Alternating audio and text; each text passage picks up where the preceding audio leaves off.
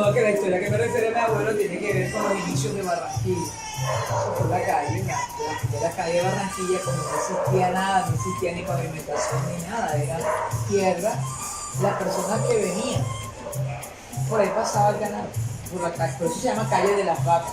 No se tenía ni siquiera la idea de que esto iba a convertirse en una urbe, ni idea. Estamos hablando de más de 200 años. Toda una vida de historia, mi abuelo me lo dice porque además mi abuelo, en su época, que era un hombre muy humilde, él tuvo unas, en el mercado de Barranquilla, tuvo lo que llaman una colmena, que es un puesto o un sitio para vender algo. El que vendía, él como que vendía sandalias, algo de calzado popular, porque él también, paralelo a ello, era carpintero ebanista.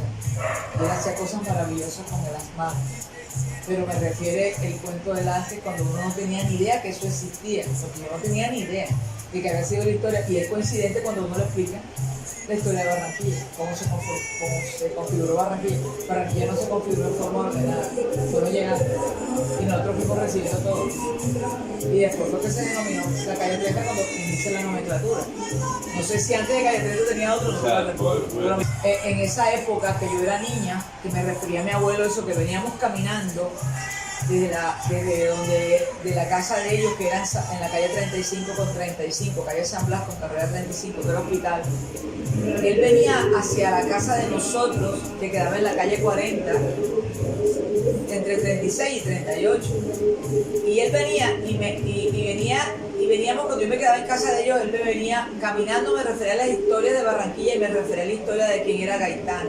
Y me refería a la historia porque él era liberal y porque la injusticia social en este país. Yo tenía 12 años o 14, no tenía más.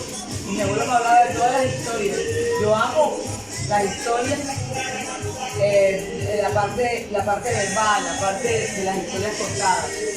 Eso lo adoro. Y yo siempre me acordaba de él y él me refería a todo lo que era la injusticia social, quién era Gaitán, y me lo hacía el estilo mío para yo poder entenderlo.